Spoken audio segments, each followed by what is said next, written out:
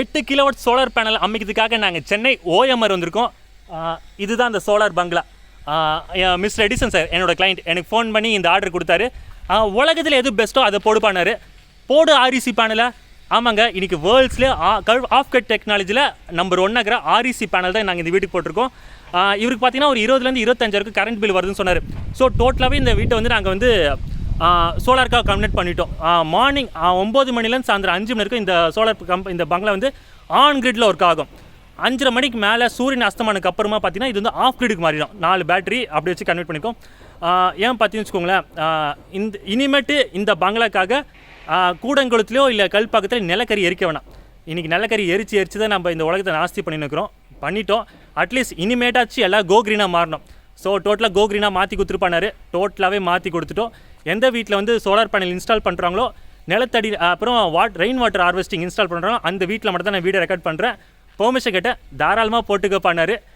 இப்போது ப்ராஜெக்ட் ரொம்ப அழகாக வந்திருக்கு. ஸோ அதனால் இந்த வீட்டுக்கு நாங்கள் எப்படி ஒரு சோலார் பேனல் இன்ஸ்டால் பண்ணோம், ஆன் கிரிட் மற்றும் of grid earthing, industrial earthing வரை போட்டிருக்கோம். ஸோ ஒவ்வொன்றா காட்ட போகிறேன். உங்களுக்கும் சோலார் பேனல் கண்டிப்பாக போடணுன்னா மட்டும் இந்த நம்பரை கான்டாக்ட் பண்ணுங்கள். எங்கள் சோலார் இன்ஜினியர்ஸ் உங்கள் வீட்டுக்கு வந்து சோலார் போட்டு தருவாங்க. அதே மாதிரி உங்களுக்கு சோலார் ரொம்ப பிடிக்கும்னா சப்ஸ்கிரைப் மட்டும் பண்ணிக்கோங்க. வாங்க வீடியோக்குள்ளே போகலாம். இப்போ நம்ம எதை பற்றி பார்க்க போகிறோன்னா, எனக்கு ரொம்ப பிடிச்ச ஆர்இசி சோலார் பேனல் பற்றி தான் பார்க்க போகிறோம். இது உலகத்திலே கட்சல் டெக்னாலஜியில் நம்பர் 1 ஆகிற கம்பெனி. உலகத்திலே எனக்கு ரொம்ப பிடிச்ச கம்பெனி பார்த்தீங்கன்னா மோனோ கிறிஸ்டல் வந்து சன் பவர் தான் ரொம்ப ஃபேமஸ். அவங்கள அடிச்சிக்க முடியாது. ரெண்டாவது பார்த்தீங்கன்னா இந்த ஆர்இசி. ஆனால் இவங்க வந்து கட்சல் டெக்னாலஜியில் நம்பர் 1 ஆகுறாங்க. ஏன்னா கட்சல் டெக்னாலஜி கொண்டு வந்தது இந்த கம்பெனி தான், ஆர்இசி. அப்புறமா எனக்கு இன்னொரு கம்பெனி ரொம்ப பிடிக்கும், அது வந்து கெனடியன். இந்த 3 கம்பெனி தான் எனக்கு ரொம்ப பிடிக்கும். இந்தியாவில் எது பிடிக்குன்னா விக்ரம் சோலார் வாரி. இது என்னோட எல்லா வீடியோலாம் சொல்லியிருப்பேன். இந்தியாவில் அவங்க தான் பிராண்ட், த பெஸ்ட் அவங்க தான். ஆனால் கஸ்டமர் வந்து வெளிநாட்டு பிராண்டு போட சொன்னதால நான் ஆர்இசி போயிட்டேன். இது ஸ்பெஷலாக இம்போர்ட் பண்ணி கொடுத்தோம் இந்த கஸ்டமருக்கு. உங்களுக்கு இந்த மாதிரி ஸ்பெஷலாக ஒரு பிராண்ட் வேணும், அமெரிக்கா பிராண்டு, வெளிநாட்டு பிராண்டு தான் வேணும்னா நாங்கள் அதையும் பண்ண ரெடியாக இருக்கோம். இந்த வீடியோ ஃபுல்லாக இந்த இப்போ நான் எதை பற்றி பேச போனால் இந்த பர்க் டெக்னாலஜி பற்றி தான், வித் ஆஃப் கட் டெக்னாலஜி பற்றி நான் பேச போகிறேன். ஏன் எல்லாத்தையும் விட்டுட்டு நான் ஃபஸ்ட் இதை பற்றி பேசுகிறேன்னா, இந்த ப்ராஜெக்ட்டுக்கு இந்த சோலார் பேனல் தான் ரொம்ப முக்கியம். இதோட பங்களிப்பு ரொம்ப அதிகம், ரொம்ப காஸ்ட்லியும் கூட. அதை பற்றி இப்போ பேச போகிறேன், வாங்க. இப்போ இந்த வீட்டுக்கு வந்து நாங்கள் வந்து ஸ்ட்ரக்சர் வந்து ஜிஐ ஸ்ட்ரக்சர் போட்டோம். அதாவது கஸ்டமர் வந்து 10 கிலோவாட் ஸ்ட்ரக்சருக்கு நாங்கள் போட்டோம். ஆனால் 8 கிலோவாட் பேனல் தான். ஸோ நாங்கள் வந்து அதுக்கேற்ற மாதிரி ப்ரொவிஷன் வச்சிட்டோம். பெரிய இன்வெர்டர் போட்டதுனால ஃபியூச்சரில் இன்னும் 2 கிலோவாட் கூட ஆட் பண்ணிக்கலாம். இது பார்த்தீங்கன்னா இது வந்து ஜிஐ ஸ்ட்ரக்சர்னு சொல்லுவாங்க. 50 mm × 50 mm ஜிஐ பைப்பில் போட்டிருக்கோம். ஏன்னா கிட்டத்தட்ட ஒரு 20 பேனல் வந்து மேலே ஒரு டன் பேனல் வெயிட் வந்து மேலே இருக்க போகுது. ஸோ அவ்வளோ வெயிட் தாங்கணும்னா இந்த மாதிரி பேனல் ஸ்ட்ரக்சர் கண்டிப்பாக போட்டாகணும். அதுவும் நீங்கள் ஜிஐயில் போட்டால் மட்டும்தான் இது நல்லாயிருக்கும். ஏன்னா இதில் மேலே வாட்டர் தங்காது. ஜிஐயில் போட்டதுன்னு வச்சுக்கோங்களேன், ஜிங்க் கோட்டிங் சொல்லுவாங்க. அது வந்து ஒரு நாள் ஃபுல்லாக ஜிங்கில் வச்சு, இரும்பு வந்து ஜிங்கில் வச்சு அது வந்து ஜிஐ மாற்றிடுவாங்க. ஸோ அடுத்த 20 வருஷம் பேனல் எப்படி வேலிடிட்டியாக இருக்கோ அதே மாதிரி அடுத்த 20 வருஷம் இதுவும் துரு பிடிக்காது. அதனால தான் இது கொஞ்சம் காஸ்ட்லி. ஏன்னா 50 mm × 50 mm square pipe 2 mm திக்னஸில் செஞ்சோம். அதே மாதிரி இது கண்டிப்பாக சொல்லி ஆகணும், நல்லா இது மாதிரி குவாலிட்டியான இதில் செய்யுங்க. அப்போ தான் இந்த போல்டு, இது வந்து 13 mm போல்டு நல்லா ஸ்ட்ராங்காக நிற்கும். ஏன்னா 1 டன் 1.5 டன் வெயிட் வந்து மாடி மேலே இருக்குது. ஸோ ஏன்னா சொல்கிறேன்னா, இந்த வீட்டை சுற்றி பார்த்திங்கன்னா ஓப்பன் ஸ்பேஸ் தான், சுற்றி ஓப்பன் ஸ்பேஸ். ஸோ ஃபுல் காற்று இந்த வீட்டுக்குள்ளே அடிக்கும். ஸோ ஃபுல் காற்று அடிக்கும் போது கண்டிப்பாக பேனல் ஆடும். நல்ல குவாலிட்டியாக தான் போடணும், அதுவும் ஜிஐ பைப்பில் மட்டும்தான் போடணும். இப்போ நம்ம செகண்டாக பார்க்க போகிற விஷயம் பார்த்திங்கன்னா ஹேவல்ஸ் ஆன் கிரிட் இன்வெர்ட்டர். இதுதான் அந்த inverter, 8.8 kilowatt inverter with Enviro GDI model. 8.8ன்றது 8000 வாட்ஸ் தாங்கக்கூடியது. பக்கத்தில் DC distribution box, AC distribution பாக்ஸும் வச்சுருக்கோம் சர்ச் ப்ரொடெக்ஷனுக்காக. ஏன்னா அதிகமாக கரண்ட் ப்ரொடியூஸ் பண்ணால் இது வந்து எல்லாமே வீட்டு பாதுகாப்புக்காக தான். நம்ம வந்து கரண்ட் ப்ரொடியூஸ் பண்ணுறதுனால, அதுவும் குழந்தைங்க இருக்கிற வீட்டில் இதெல்லாம் 8 கிலோவாட் இன்வெர்ட்டருக்கு 10 கிலோவாட் ஏசி டிஸ்ட்ரிபியூஷன் பாக்ஸ் போடணும். சரி, இப்போ இந்த இன்வெர்ட்டர் பற்றி சொல்கிறேன். இது வந்து 8.8 கிலோவாட் இன்வெர்ட்டர்னால நாங்கள் 8 கிலோவாட் பேனல் இருக்கும் யூஸ் பண்ணலாம். அதுக்கேற்ற மாதிரி நீங்கள் வந்து ஈபியில் பெர்மிஷன் வாங்கிக்கணும். 8 HP கரண்ட், 10 HP கரண்ட்டுன்னு. இது வந்து டியூல் எம்பிபிடி. டியூல் எம்பிபிடினா ஏற்கனவே நான் இன்வெர்ட்டர் எப்படி சூஸ் பண்ணுறதுன்னு என் யூடியூப் வீடியோவில் சொல்லி கொடுத்துருக்கேன். அந்த கார்டு நான் இங்கே போடுறேன், அது பார்த்துக்கோங்க. ரெண்டாவது வந்து இதில் ஒரு ஃபெசிலிட்டினா பார்த்தீங்கன்னா, இது வந்து 3 ஃபேஸ் இன்வெர்ட்டர். எல்லோரும் கேட்குறாங்க, உங்கள் கொட்டேஷனில் 3 ஃபேஸ்ன்னு இருக்கும்போது அது என்னன்னு கேட்குறாங்க. ஒன்றும் இல்லைங்க, நீங்கள் 8 கிலோவாட் 10 கிலோவாட்லாம் போகும்போது 3 ஃபேஸ் இன்வெர்ட்டர் சூஸ் பண்ணுறது தான் புத்திசாலி தானம். ஏன்னா சிங்கிள் ஃபேஸ் இன்வெர்ட்டர் நீங்கள் போட்டிங்கன்னா ஒரு ஃபேஸில் மட்டும்தான் அது உங்கள் சோலார் வந்து ரன் ஆகும். ஸோ மீது 2 ஃபேஸ் வந்து பார்த்தீங்கன்னா இது கரண்ட்டில் ஈபியில் தான் ஓட போகுது. ஸோ நீங்கள் 3 ஃபேஸ் இன்வெர்ட்டர் வாங்கிட்டீங்கன்னு வச்சுக்கோங்களேன், உங்கள் வீட்டில் இருக்கிற 3 ஃபேஸும் சோலாரில் ரன் ஆகும். ஈபிலேருந்து நீங்கள் யூஸ் பண்ண வேண்டிய அவசியம் இல்லை. 3 ஃபேஸ்னால் நீங்கள் 3-4 ஏசி போட்டுக்கலாம். அன்லிமிட்டடாக நீங்கள் எவ்வளோ பவர் வேணும் நீங்கள் யூஸ் பண்ணிக்கலாம். அது மாதிரி 8 கிலோ 10 கிலோ போகும்போது உங்களுக்கு இந்த மாதிரி 3 ஃபேஸ் இன்வெர்ட்டர் வரும். கொஞ்சம் விலை அதிகம் தான், இருந்தாலும் இது மாதிரி போட்டுக்கிட்டிங்கன்னா உங்களுக்கு நல்லாயிருக்கும், ஃப்யூச்சருக்கு நல்லாயிருக்கும். அப்புறம் இது வந்து IP68, ஸோ டஸ்ட் ரெசிஸ்டன்ஸு இந்த எல்லா ரெசிஸ்டன்ஸும் தாங்கக்கூடியது. முக்கியமாக கஸ்டமர் வந்து எது இந்தியாவில் பெஸ்ட்டோ அது போடுப்பா, டாப் எண்டாக போடுனாரு. எனக்கு என்னோடய ஃபேவரட் ஹேவல்ஸ் பிராண்டு. 10 இயர்ஸ் கேரண்டியே தராங்க, சொல்லவே தேவையில்லை. 10 இயர்ஸ் எது இருந்தாலும் இவங்க வந்து ரீப்ளேஸ் பண்ணி கொடுத்துறாங்க. அந்த ஒரு அட்வான்டேஜ் உங்ககிட்ட. அதே மாதிரி இந்த வீட்டில் வந்து at a time 3 AC to 4 AC run ஆகிருக்கும். 20 ஃபேனு 10 லைட்டு. கரண்ட் அதிகமாக யூஸ் பண்ண போகிறாங்க, அதனால் நாங்கள் 8.8 கிலோவாட் இன்வெர்ட்டர் வச்சுட்டோம். 5 கிலோவாட் பேனல் தான். ஃபியூச்சரில் கூட நீங்கள் இன்னும் 3 கிலோவாட் பேனல் இதில் போட்டுக்கலாம் இந்த ஹேவல்ஸில். முக்கியமான இதில் இன்னொன்று ஃபெசிலிட்டினா இது வந்து வைஃபைல ஒர்க் ஆகக்கூடியது. உங்கள் வீட்டில் ஒரு வைஃபை இருந்தால் இதில் கனெக்ட் பண்ணிட்டீங்கன்னா எங்கே இருந்தாலும் வேர்ல்ட்ஸில் நீங்கள் உலகத்தில் எங்கே இருந்தாலும் இந்த ஹேவல்ஸ் இன்வெர்ட்டர் எவ்வளோ யூனிட்ஸ் ஜென்ரேட் பண்ணுறது நீங்கள் எங்கே உட்காந்து ட்ராக் பண்ணலாம் ஆண்ட்ராய்டு அண்ட் iOS ஆப்பை வச்சு. இப்போ நம்ம அடுத்த பார்க்க போகிறது ஆஃப் கிரிட் சிஸ்டம். இந்த வீட்டுக்கு நாங்கள் ஆஃப் கிரிட் சிஸ்டமும் போட்டுன்னு சொன்னோம் பார்த்தீங்களா, இதுதான் அந்த இன்வெர்ட்டர். இது வந்து luminous 3.75 kilowatt inverter solar NXT plus. இது வந்து பார்த்திங்கன்னா இது MPPT இன்வெர்ட்டர். அது ரொம்ப நல்லாயிருக்கும் அந்த ஃபங்க்ஷனாலிட்டி, அந்த ஃபெசிலிட்டி வாங்கியிருக்கோம். ரெண்டாவது இது ரொம்ப நல்ல பவர்ஃபுல்லான இன்வெர்ட்டர். இதில் வந்து நீங்கள் வந்து மோட்டர் ரன் பண்ணலாம், AC போடலாம். இந்த வீட்டில் என்னென்ன கனெக்ட் பண்ணியிருக்கோம் பார்த்தீங்கன்னா லைட்டு, ஃபேனு, டிவி, ஃப்ரிட்ஜ் மட்டும் தான் கனெக்ட் பண்ணியிருக்கோம். ஏன்னா இந்த வீட்டுக்கு நாங்கள் ஆன்கிரிடும் பண்ணியிருக்கனால AC மோட்டர் எல்லாமே பவர்ஃபுல்லான எக்யூப்மெண்ட்லாம் நாங்கள் ஆன்கிரிடில் போட்டோம். ஆஃப் கிரிட்ல வந்து லைட் ஃபேன் தான். ஸோ இந்த வீட்டில் வந்து of grid both on-grid and half grid இருக்கும். EV நாங்கள் யூஸ் பண்ண போகிறதில்ல. அதே மாதிரி இந்த வீட்டுக்கு வந்து நாங்கள் 200 பேட்டரி போட்டிருக்கோம். சார் சொன்னார் கொஞ்சம் ஹை கெப்பாசிட்டியான பேட்டரியாக போட்டுங்க பண்ணார். ஸோ நாங்கள் 150 200 போட்டுட்டோம். ரெண்டாவது இந்த ஒயர்லாம் பார்த்திங்கன்னா ரொம்ப திக்காக இருக்கணும், ரொம்ப குவாலிட்டி காம்ப்ரமைஸ் பண்ணிடாதீங்க. ஏன்னா ஆஃப் கிரிட், அதனால் நல்லா குவாலிட்டி தான் போடணும். இந்த இன்வெர்ட்டர் பற்றி நான் சொல்கிறேன் பாருங்கள். இதில் வந்து எல்லோரும் கேட்குற ஒரு விஷயம், இதில் ப்ரியாரிட்டி செட்டிங்ஸ் போயிட்டு சோலார் மார்னிங் சோலாரில் ஓடும். அப்புறமா பார்த்திங்கன்னா 6 மணிக்கு மேலே 5 மணிக்கு மேலே சூரியன் அஸ்தமான பிறகு இது பேட்டரியில் ஓடும். அதுக்கப்புறமா பேட்டரி இந்த 4 பேட்டரியும் காலியான மட்டும்தான் இது கிரிட்டுக்கு ஓடும். ஸோ மோஸ்ட்லி இந்த வீட்டில் வந்து இதிலே முடிஞ்சிடும். ஒரு வேளை இந்த ரெண்டுமே காலியான பிறகு தான் கிரிட்டுக்கு போகிற சான்ஸ் மோஸ்ட்லி இருக்காது. ஒருவேளை மழை காலத்தில் போகலாம். அப்போ வந்து என்ன பண்ணுறீங்கன்னா சோலார் கிரிட்டு பேட்டரி மாற்றிக்கோங்க. சோலாரில் ஓடும், அதுக்கப்புறமா கிரிட்டில் ஓடும், அதாவது கரண்ட்டில் ஓடும். மழை காலத்தில் இது ப்ரிஃபர் பண்ணுங்கள். ஏன் சொல்கிறேன்னா மழை காலத்தில் நம்மளுக்கு வந்து பவர்ன்றது ரொம்ப ரொம்ப முக்கியமாக, அதுவும் சென்னையில் வந்து இப்போ ரொம்ப முக்கியமான விஷயம். அதனால் சோலார் கிரிட் கரண்ட்டு சோலார். ஒருவேளை மழை காலத்தில் மழை பெய்யும் போது மட்டும் பேட்டரிக்கு போங்க, இந்த ப்ரியாரிட்டி வச்சுக்கோங்க. ஸோ இதில் வந்து இந்த லூமினஸ் இன்வெர்ட்டரில் இந்த ஃபெசிலிட்டிலாம் இருக்குது, ப்ரியாரிட்டி செட்டிங்ஸ். ஸோ இந்த மாதிரி பவர்ஃபுல்லான இன்வெர்ட்டர் ஆஃப் கிரிட்டுக்கு ரெக்கமெண்ட் பண்ணுவேன் நான் எப்பவுமே. இப்போ அடுத்த பார்க்க போகிற விஷயம் எதுன்னு பார்த்தீங்கன்னா எர்த்திங். இந்த வீட்டுக்கு நாங்கள் வந்து இண்டஸ்ட்ரியல் எர்த்திங்காக போட்டுட்டோம். ஏன்னா 8 கிலோவாட் இன்வெர்ட்டரு, அது மாதிரி 8 கிலோவாட்க்கு பேனல் 8000 வாட்ஸ் பேனல் உற்பத்தி பண்ணும்போது, அதாவது பெரிய அளவில் நம்ம கரும்பு உற்பத்தி பண்ணுறோம் இந்த வீட்டில். ஸோ இண்டஸ்ட்ரியல் எர்த்திங் போட்டால் மட்டும் தான் நல்லா ஒரு ப்ரொடெக்ஷன் இருக்கும் அந்த வீட்டுக்கு. ஸோ அதனால் பார்த்தீங்கன்னா ஒரு பெரிய பெரிய இண்டஸ்ட்ரிக்கு எப்படி ஒரு எர்த்திங் போடுவாங்களோ, பெரிய பெரிய ராடு 10 ஃபீட் ராடு போகிற மாதிரி, அதே மாதிரி ராடு இந்த வீட்டுக்கு நாங்கள் போட்டிருக்கோம். அது இல்லாமல் ஒரு ராடு இல்லாமல் 2 எர்த்திங் பண்ணியிருக்கோம் இந்த வீட்டுக்கு.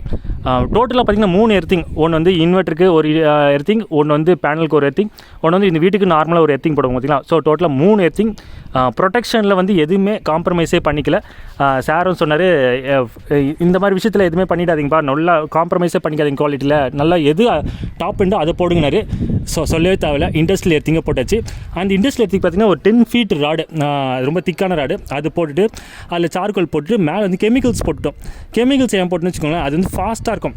டக்குன்னு போட்டு அடுத்த நிமிஷமே அது ஒர்க் பண்ண ஆரம்பிச்சிடும்.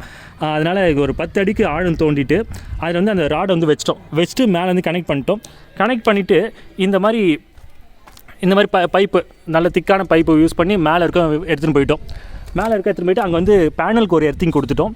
ஏன்னா பேனல் மேலே இடி விழுந்தாலோ ஸ்ட்ரெயிட்டாக சர்ச் ப்ரொடெக்ஷன் வழியாக வந்து நம்ம எர்த்திங் வந்துடும். பூமி வாங்கிக்கும் எல்லாமே, அதனால் வீட்டில் பாஸ் ஆகாது. ஏன்னா வீட்டில் இருக்கிற எலக்ட்ரானிக்ஸ் எல்லாமே ரொம்ப ஹை அண்டு காஸ்ட்லியான ப்ராடக்ட்ஸ். அது மேலே தாக்காமல் இருக்கிறதுக்காகவும் வீட்டில் நாமளே ஷாக் அடிக்காமல் பாதுகாக்கிறதுக்காகவும் வந்து தான் இந்த எர்த்திங்.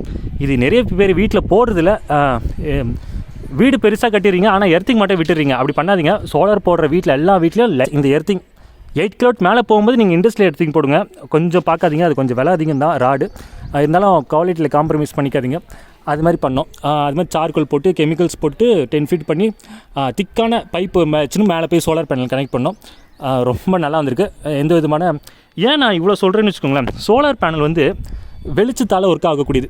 நீங்கள் இந்த மாதிரி இந்த நைட்டில் இடி மின்னல் தாக்கும்போது அது வந்து இடியும் பார்த்திங்கன்னா வெளிச்சத்தை தான் டக்குன்னு ஒரு ஸ்பார்க் மாதிரி கொண்டு வரும். அது பேனல் மேலே பட்டுச்சுன்னு வச்சுக்கோங்களேன், நீங்கள் நினச்சி பார்க்காத அளவுக்கு அங்கே மின்சார உற்பத்தி ஆகி வந்து உங்கள் வீட்டில் இருக்கிற எல்லாத்தையும் காம்பனன்ட்ஸ், உங்கள் எலக்ட்ரானிக் ஐட்டம்ஸ் எல்லாமே டேமேஜ் பண்ணிடும். அதுலேருந்து பாதுகாத்துக்காக தான் இது ஃபஸ்ட்டு வந்தது. ரெண்டாவது நாமளே பாதுகாக்கும், ஷாக் அடிக்காமல் இருக்கிறாங்க. இன்வெர்ட்டர் மேலே கை வைக்கும்போது அது பாதுகாக்க தான் வந்தது. அடுத்தது நான் எதை பற்றி சொல்லித்தர போகிறேன்னா, இந்த வீட்டுக்கு யூஸ் பண்ண ஒயரிங் தான். 10 ஸ்கொயர் mm டிசி கேபிள். இது ரொம்ப அதிகம், ஏன்னா 10 கிலோவாட் பேனல் போட்டிருக்கோம். ஸோ ரொம்ப தூரம் நல்லா எஃபிஷியன்ஸாக இருக்கணும், நல்லா எந்த லாஸ் இருக்கக்கூடாதுன்றதுக்காக குவாலிட்டியில் காம்ப்ரமைஸும் பண்ணிக்கல. ஸோ நல்ல திக்கான ஒயர். இது வந்து DC wire 10 square mm. AC கேபிளும் அப்படி தான் நல்ல திக்காக தான் போட்டிருக்கோம். எப்பவுமே இவ்வளோ பேனல் பண்ணிவிட்டு இவ்வளோ எல்லாமே பிரம்மாண்டமாக பண்ணிவிட்டு எல்லாமே வேர்ல்ட்ஸ் நம்பர் 1 போட்டுட்டு நீங்கள் ஒயரில் மட்டும் விட்டுறாதீங்க. ஒயரில் கூட ஆர்பிட், ஃபினோலெக்ஸ், அது மாதிரி டிசி கேபிளில் பாலிகேபு, இந்த மாதிரி ஒயர் தான் யூஸ் பண்ணியிருக்கோம். ஏன் இந்த மாதிரி சின்ன டிப்ஸ்லாம் சொல்லிட்டு தரேன்னா, இதில் கூட நம்ம விட்டுருவோம். ஸோ அதில் தான் சொல்கிறேன், அதில் கூட நம்ம விடக்கூடாது. எதுவுமே காம்ப்ரமைஸ் பண்ணிக்காதீங்க. அவ்வளோதாங்க. இப்போ எல்லாத்தையும் பார்த்துட்ருப்பீங்க. இப்போ ஒரு வாட்டி ஒரு சின்ன டெமோ மாதிரி இல்லைனா ஒரு ரீகேப் மாதிரி பார்க்கலாம். ஏன்னா எல்லாத்தையும் நீங்கள் பார்ட்ஸாக பார்த்துருப்பீங்க. இப்போ ஃபுல்லாக முடிச்சிட்டோம். நாங்கள் அழகாக காட்டுறேன் வாங்க. இப்போ பார்த்தீங்கன்னா அந்த 6 பேனல்ஸ் இருக்குங்க பார்த்தீங்களா, அந்த 6 பேனல்ஸ் வந்து நாங்கள் ஆஃப் கிரிடில் கனெக்ட் பண்ணியிருக்கேன். ஏன் அந்த 6 பேனல்ஸ் ஆஃப் கிரிடில் கனெக்ட் பண்ணியிருக்கேன்னா, நான் நிற்கிற இடம் பார்த்திங்கன்னா ஒரு பெரிய டேங்க். இந்த வீடு கட்டும் போது இந்த ஆர்டர் எனக்கு கொடுத்துட்டாரு. ஸோ அப்பயே நாங்கள் டிசைன் பண்ண ஆரம்பிச்சோம், எங்கே இன்வெர்ட்டர் வைக்கணும், எங்கே பேட்டரி வைக்கணும்னு. இப்போ நான் நிற்கிற இந்த டேங்க் பார்த்திங்கன்னா, இந்த டேங்க்குள்ளே தான் இன்வெர்ட்டர் பேட்டரி வச்சுருக்கோம். ஸோ இங்கே டிசி டு ஏசி கன்வென்ஷன் ஆகிடும், கன்வெர்ட் ஆகி ஏசி இதை போவோம். எப்போயுமே ஒரு சின்ன டிப்ஸ் சொல்லித்தரேன், டிசி மட்டும் ரொம்ப தூரம் ட்ராவல் பண்ணுற மாதிரி வச்சுக்காதீங்க. இது ஒரு சின்ன டிப்ஸ் வச்சுக்கோங்க. ஏசி எவ்வளோ தூரம் ட்ராவல் பண்ணலாம், ஆனால் பட் டிசி ட்ராவல் பண்ணுவோம். அதனால் நாங்கள் டிசி இங்கே வச்சிட்டோம். ஸோ அதனால் பேனல்ஸ் ரொம்ப கிட்ட வச்சிட்டேன் இன்வெர்ட்டர் பக்கத்தில். மீதி இந்த 14 பேனல்ஸ் தெரியுது பார்த்தீங்களா, இது எல்லாமே ஆன் கிரிடில் கனெக்ட் பண்ணிட்டேன். ஏன் கனெக்ட் அங்கே ஆன் கிரிட் எடுத்து போனோம்னு வச்சுக்கோங்களேன், அங்கே தெரியுத ஒரு ஒயர், அது டிசி ஒயர். அது ஸ்ட்ரெயிட்டாக கன்சீல்டு பண்ணி தளம் உள்ளே போய் வீட்டுக்குள்ளே போயிடும். அங்கே ஆன் கிரிட் இன்வெர்ட்டர் வச்சிட்டோம். ஸோ ஆன் கிரிட் பற்றிக்கு பிரச்சனை இல்லை, ஆஃப் கிரிட் எப்பவுமே ரொம்ப தூரம் ட்ராவல் ஆகக்கூடாது. அதே மாதிரி இந்த வீட்டுக்கு பார்த்திங்கன்னா நாங்கள் எக்ஸ்ட்ரா கொஞ்சம் ஸ்பேஸ் அங்கே ப்ரொவிஷன் வச்சிட்டோம். ஏற்கனவே சொல்லியிருப்பேன், நம்ம வந்து இந்த வீட்டில் பார்த்திங்கன்னா எக்கச்சக்க ஏசிஸ் இருக்குது. எப்போவுமே இந்த ஏசிஸ் ரன்னிங்கில் இருக்கும். நான் சொன்ன மாதிரி 20,000 25,000 பில் வரதுனால. ஸோ அந்த இடத்துல ஃபியூச்சர் இன்னொரு 4-5 ஏசி வாங்கி போட்டார்னு வச்சுக்கோங்களேன், அந்த இடத்துல இன்னொரு 10 பேனல் போட்டு கொடுப்பான்னு 10 வந்து போட்டு கொடுத்துருவேன். அந்த டைமில் வந்து ப்ரொவிஷன் தேடக்கூடாதுனால இப்படி வச்சுருவேன். எப்போவுமே நீங்கள் வந்து இன்வெர்ட்டர் வந்து பெரிய இன்வெர்ட்டர் வாங்கிடுங்க, பேனல்ஸோட கம்மியாக போட்டுக்கலாம். இது ஒரு சின்ன டிப்ஸ் வச்சுக்கோங்க. இப்போ நம்ம பேனலோட கீழே வந்துவிட்டோம். இந்த 6 பேனல்ஸ் ஆஃப் கிரிட்னு சொன்ன பார்த்தீங்க, இது இங்கே இன்டர்னலாக ஒயரிங் முடிச்சுட்டு இங்கே டிசி டிஸ்ட்ரிபியூஷன் பாக்ஸ் வச்சிட்டோம். வித் சர்ஜ் ப்ரொடெக்ஷனோட எம்சிபி எல்லாமே இங்கே வச்சிட்டோம், இது பாதுகாப்புக்காக. அதே மாதிரி இந்த வழியாக கொண்டு வந்துட்டு ஒயரிங்கை இந்த வழியை கன்சீல்ட் பண்ணிட்டோம். இங்கே பாருங்கள், கன்சீல்ட் பண்ணி அழகாக இருக்குது. இது எப்போ சாத்தியம்னா, வீடு கட்டும் போதே சொல்லிவிடுங்க, இந்த வழியாக கொண்டு வந்து இந்த வழியாக போயிடும் பைப்பிங். இப்படி போயிட்டு அப்படியே பாருங்கள், இந்த டேங்க்கு கீழே நாங்கள் இன்வெர்ட்டர் பேட்டரி இங்கே வச்சிட்டோம். So DC to AC convention அந்த பைப்பு உள்ளே வரும். இது எல்லாமே வீடு கட்டும் போது பண்ணால் மட்டும்தான் இது நடக்கும். இப்போ நம்ம அடுத்தது ஆன் கிரிட் பார்க்கலாம். ஆன் கிரிட்டில் பார்த்திங்கன்னா இந்த 14 பேனல்ஸ் வந்து ஆன் கிரிட்னு சொன்னோம் பார்த்தீங்களா, அதுக்கு இங்கே ஒயரிங் முடிச்சுட்டு இங்கே டிசி கேபிள் இருக்குது பார்த்தீங்களா, இந்த டிசி கேபிள் வழியாக இந்த பைப்பு கன்சீல்டு வழியாக நாங்கள் இந்த வழியாக எடுத்துன்னு போயிட்டோம். இங்கே பாருங்கள், இதெல்லாம் அழகாக பண்ணி கொடுத்துட்டாரு. இது மாதிரி ஃபுல்லாக கவர் பண்ணிடணும். இதுக்கு முன்னாடி பார்த்திங்கன்னா கவர் பண்ணியிருக்க மாட்டோம். இந்த ப்ராஜெக்ட் முடிச்சதுக்கப்புறம் பார்த்திங்கன்னா இந்த மாதிரி அழகாக கவர் பண்ணிட்டோம். இது எல்லாமே வீடு கட்டும் போதே பண்ண மட்டும் இது சாத்தியம், கன்சீல்டு பண்ணி. ஸோ சோலார் பேனல் மட்டும்தான் மற்றவங்க பார்க்க முடியும், அவங்க சொந்தக்காரங்களில் வெளியிலேருந்து பார்க்கும்போது. இந்த ஒயரிங் எதுவுமே தெரியாது, பார்த்தாலே கேட்குற மாதிரி இருக்கும் எங்கே ஒயரிங் பண்ணியிருக்கீங்கன்னு. இப்போ வாங்க, உங்களுக்கு நான் இன்வெர்ட்டர் காட்டுறேன், அது வீட்டுக்குள்ளே வச்சுருக்கோம், வாங்க காட்டுறேன். இப்போ அப்படியே ஸ்டெப்ஸ் கீழே இப்படி இறங்கி வந்தோன்னு வச்சுக்கோங்களேன். ஆன் கிரிட் இன்வெர்ட்டர் இங்கே வச்சிட்டோம், டிசி பாக்ஸ் அங்கே வச்சிட்டோம், ஏசி டிஸ்ட்ரிபியூஷன் பாக்ஸ் எல்லாமே இந்த படிக்கட் கீழே வச்சிட்டோம். இப்போ அப்படியே வந்தீங்கன்னா டிசி பாக்ஸ் இங்கே கனெக்ட் பண்ணிட்டோம். டிசி பாக்ஸ் இங்கே இருக்கும். ஸோ எல்லாம் டிசி பாக்ஸ் இதில் கனெக்ட் பண்ணிவிட்டு இதுலேருந்து வீடு ஃபுல்லாக சப்ளை ஆகிடும். ஸோ இப்படி தான் ஒரு ஆன் கிரிட் இன்வெர்ட்டர் நாங்கள் முடித்தோம். அவ்வளோதாங்க இந்த வீடியோ. இதே மாதிரி உங்களுக்கு பிராண்டடான சோலார் பேனல்ஸ் வேணும்னா மட்டும் இந்த நம்பரை கான்டாக்ட் பண்ணுங்கள். எங்கள் சோலார் இன்ஜினியர்ஸ் உங்கள் வீட்டுக்கு வந்து சோலார் போட்டு தருவாங்க. பிராண்டட் மட்டும் தாங்க. ஃபாரின் லெவலில் நாங்கள் வந்து REC, Canadian, Panasonic, SunPower பண்ணுறோம். அதே மாதிரி இந்தியா லெவலில் நாங்கள் விக்ரம் சோலார் வாரி. இந்தியாவில் அவங்கள அடிச்சுக்க வேறு பேனலே கிடையாது. நான் அடிக்கடி டெஸ்ட் பண்ணினே இருப்பேன், எந்த பேனல் வந்து அதிகமாக எஃபிஷியன்சி நல்ல பவர்ஃபுல் தரதோ அதுதான் நான் பிராண்டட்னு ஒத்துப்பேன். ஸோ இந்தியாவில் விக்ரம் சோலார் வாரி த பெஸ்ட். அப்புறம் ஃபாரினில் நிறைய கம்பெனிஸ் இருக்குது. கஸ்டமர் எனக்கு வந்து ஃபாரின் பிராண்டாக போடுப்பானாரு. நான் ஆர்இசி ஆஃப் கட்டில் இவங்க நம்பர் 1 இருக்கிறதுனால நான் இதை போட்டு கொடுத்துறேன். அதே மாதிரி இன்றைக்குமேட்டு இந்த வீட்டில் கூடங்குளத்துக்காக இந்த வீட்டுக்கு இனிமேட்டு நிலக்கரி ஏறிக்கோனா ஃபுல்லாக கோக்ரீனாக மாற்றி கொடுத்துட்டோம். அதே மாதிரி ஒரு 25,000 கரண்ட் பில்லுங்க ஃபுல்லாக ரெடியூஸ் பண்ணி கொடுத்தோம். எப்போ ஒரு வீட்டுக்கு ஆன் கிரிட் ஒரு ஆஃப் கிரிட் போடுறாங்களோ அந்த வீட்டில் தான் ஃபுல்லாக டிராஸ்டிக்காக கரண்ட் பில் கம்மி பண்ணி தர முடியும். அதே மாதிரி உங்களுக்கு சோலார் பேனல் வேணால் இந்த நம்பர் கான்டாக்ட் பண்ணுங்கள். இந்த மோனோ பர்க்குனா என்ன, ஆஃப் கட்டுனா என்ன, இந்த ஆர்இசி கம்பெனி இவங்க யார் என்றதை அடுத்த ஒரு 2 நிமிஷம் ரொம்ப ரொம்ப ரொம்ப டீப்பாக சொல்லி கொடுத்துருப்பேன். வேணுன்றவங்க பாருங்கள். எனக்கு ரொம்ப ரொம்ப சாட்டிஸ்ஃபேக்ஷனாக இருக்குது, கஸ்டமருக்கு ரொம்ப சாட்டிஸ்ஃபேக்ஷன். எனக்கு ரொம்ப ரொம்ப ஒரு கனவு, இது மாதிரி ரொம்ப ரொம்ப ஃபாரினில் ஒரு லெவலில் ஒரு கம்பெனி பண்ணணும்னு ஆசை, பண்ணிட்டேன். இனிமேட்டு நாங்கள் ஃபாரின் லெவல் தான் பண்ணுறோம். அதே மாதிரி இந்தியாவில் விக்ரம் வாரி தான் பண்ணலான்னு முடிவு பண்ணிட்டோம். ஏன்னா பிராண்ட் இஸ் ஆல்வேஸ் எ பிராண்டுங்க, சரிங்களா? சும்மா ஒரு படத்தில் தான் சொல்லுவாங்களே தவிர எப்போயுமே பிராண்டு தான். இது நான் கண்டிப்பாக ஒத்துப்பேன். பிராண்ட் தவிர நான் அதிகமாக பண்ணுறதில்ல. அதே மாதிரி இந்தியாஸ் நம்பர் 1 லோகோ போட்ட பண்ணலாம் நான் பண்ணுவேன்னு கேட்டிங்கன்னா நான் பண்ணவே மாட்டேன். எனக்கு அது மாதிரி ஃபோன் பண்ணி கேட்காதீங்க. இந்தியாஸ் நம்பர் 1னா இந்தியாஸ் நம்பர் 1 அப்படிலாம் எதுவுமே கிடையாது. எந்த பேனல் கம்பெனி உங்களுக்கு நல்ல எஃபிஷியன்சி பவர்ஃபுல்லாக இருக்கோ அதுதான் உங்களை பொறுத்தவரைக்கும் நம்பர் 1, சரிங்களா? இதோட நான் கிளம்புறேன். வேணுன்றவங்க வீடியோ கண்டினியூ பண்ணி பாருங்கள். தேங்க்யூ, பாய்ங்க. இப்போ அடுத்தது எங்கே வந்திருக்கோன்னா செங்கல்பட்டு பக்கத்தில் ஒரு சின்ன ஒரு கிராமம், விவசாய நிலம். ரொம்ப ரொம்ப பெருமையாக இருக்குது. ஒரு விவசாயிக்கு வந்து சோலார் போடலான்னு வந்தோம். எவ்வளோ பச்சை பசலன்னு இருக்குது பாருங்கள். இதான் நான் ஃபஸ்ட்டு வாட்டி ஒரு கிராமத்துக்கு வந்து இது மாதிரி பார்க்குறேன். ஏன்னா ஃபுல்லாக சென்னையிலே இருந்தது, அங்கே சோலார் போட்டு பழக்கம். கண்டிப்பாக வீடியோ மிஸ் பண்ணாதீங்க. வீடியோ ரொம்ப அழகாக வந்திருக்கு. அடுத்த வீடியோ சப்ஸ்கிரைப் மட்டும் பண்ணிக்கோங்க. இந்த விவசாய கூடவே நம்ம சேர்ந்து சோலார் போட போகிறோம். தேங்க்யூ, பாய்ங்க.